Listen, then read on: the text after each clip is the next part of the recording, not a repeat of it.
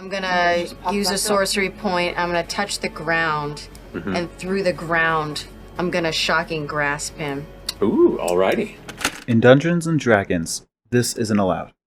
Shocking Grasp is a cantrip that allows the user to shock a creature you try to touch. The key phrase to consider here are creature and try to touch. In the previous clip, Laura Bailey is both not trying to touch the monster and is actively touching the ground, not a creature. So why would the Critical Role team, a famously talented group that plays D&D, break the rules? Because it was creative and because it was cool. Matt Mercer displays an understanding of freeform rules. A fundamental principle of TTRPGs is using your judgment as the GM or a creator of a TTRPG system to allow players to express creativity in their actions. It's important to remove restriction of play from spoken rules and unspoken assumptions from these systems to enhance the experience for everyone.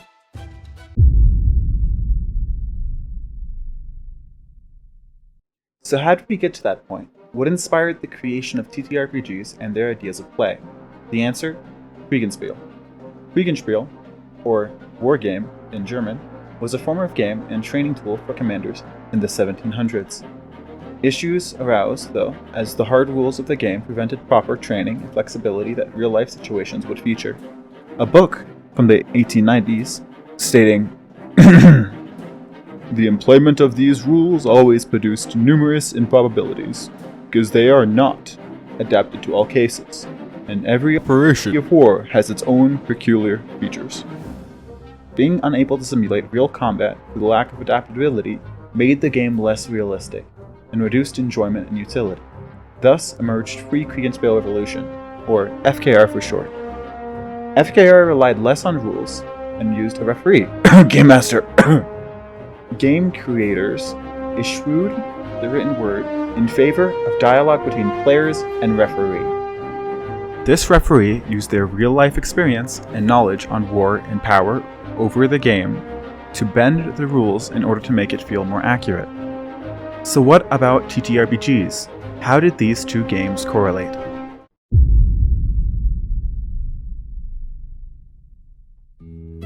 Gary Gygax, the creator of Dungeons & Dragons, was not the first to create a fantasy-based war game, but was the first to publish a TTRPG to the market.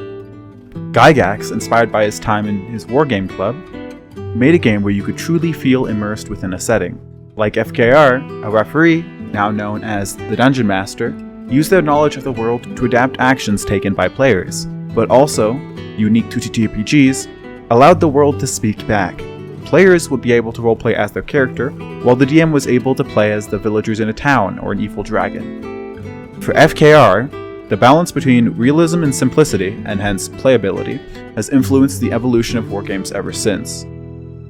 And those wargames thus inspired Gygax, and thus evolved even further into D&D, the true father of TTRPGs. TTRPGs were created off a system changed to be more freeform. Thus, in the creation of TTRPGs, the history helped influence their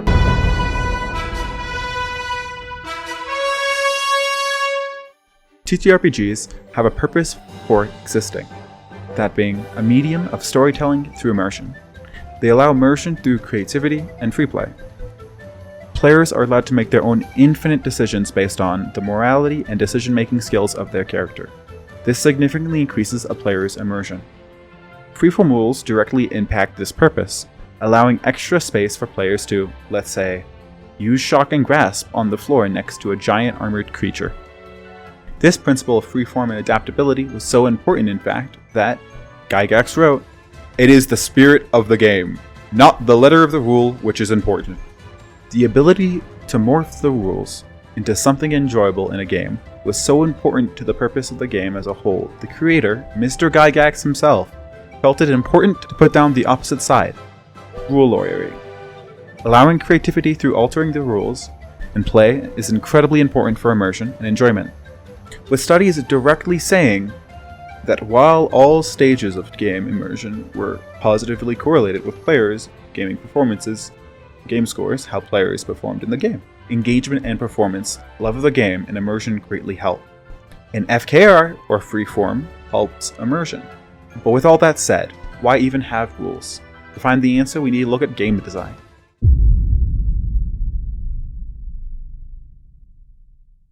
TTRPGs wear their identity on their sleeve, or more accurately, in their name. They are games. And without rules, they would fail as a game, just be TTRP. For games are a special form of play, with specified rules, and that play is tied to the player and is tied to its rules or elements. These elements for these kind of games consist of immersion, shared storytelling, and lastly, thematic feel. This last factor is particularly important, the theme. Rules and their purpose in these games serve the purpose at enhancing the themes and feel of the game. As game developer and YouTuber Tally Larson puts it, for a functionality process, they add to a central identity of a game. For example, we could look at the health point system. At 100% health, we know that a character is in perfect health. At 50%, the game is telling us the character is not doing well, very gravely injured, but is still standing. The rules function to help inform us on how our character is feeling. These mechanics can help increase a player's immersion, emotional connection, and the impact of a game. The rules utilize the game mechanics part of a game's design to allow players to feel the impact of an action outside of told emotions, while Freeform allows the exploration of experience through player decision. Rules also create slight limitations, which have been shown to increase creativity. If you don't believe me, believe this guy. Which is that creativity happens in the most unlikely places. The magic is all around you, that magic of creativity. There is no such thing as creative people. And that limitations are often a source for our creative passion and creative work. Limitations through rules allow players to solve problems like puzzles, using the tools given to them by the system to solve problems in fun, creative ways. A balance that leans towards freeform but still requires rules is needed for an enjoyable experience. But hey, what about enjoyment of a game is increased via freeform rules, so why do players restrict play with each other? One very problem reason given to me personally when doing research was problem players. I gave a survey out to 19 people who've all played TTRPGs before. Out of the 19 people, 84.2% of those players have had a negative experience with a game. 60% responded those issues being related to the players. The counter-argument I've heard the most about this playstyle from people I've talked about it with is rules restrict bad actors from taking advantage of the freedom given to them by the GM and making the experience worse for the players around them.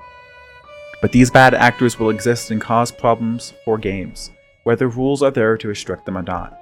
If a person wants to cause a problem or make the experience less fun for others, they will find a way to. And there is already a system in place to prevent this behavior.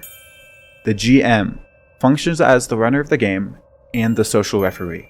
If a player is causing problems for everyone, it is their responsibility to shut down this behavior at the table.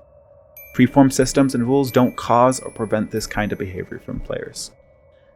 A person who does not respect others will not respect them, whether the rules are there or not. It is important to remember there is no winning in TTRPGs of players versus player, player versus GM. You are all in one team, and the whole goal is to create an enjoyable, shared experience for everyone. So yes, freeform rules have existed for a long time, and were baked into the existence of TTRPGs. But why does that matter to you? Simply because TTRPGs matter. They've mattered as a creative outlet for people to explore their imagination and tell stories. With examples like George R.R. Martin, or animes like Overlord, people deserve to have an enjoyable experience. They deserve to explore worlds and be inspired by the stories told. And the better the game is, the more interest people will have in trying it out and staying within the community, allowing new people to enjoy the experience and not be put off by the game, wanting to leave due to restrictions. The more people play these games, the more they get to explore themselves as people and form connections with others.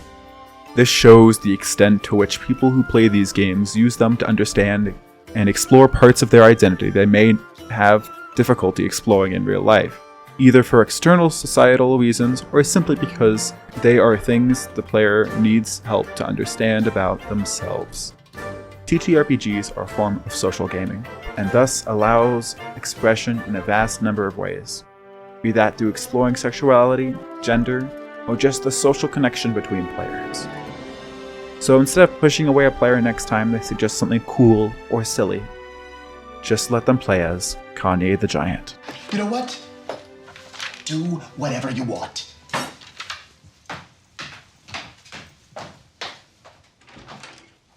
Alright, I guess I'm the dungeon master now. The Eye of Odin opens up. 16 fall out. Yeah!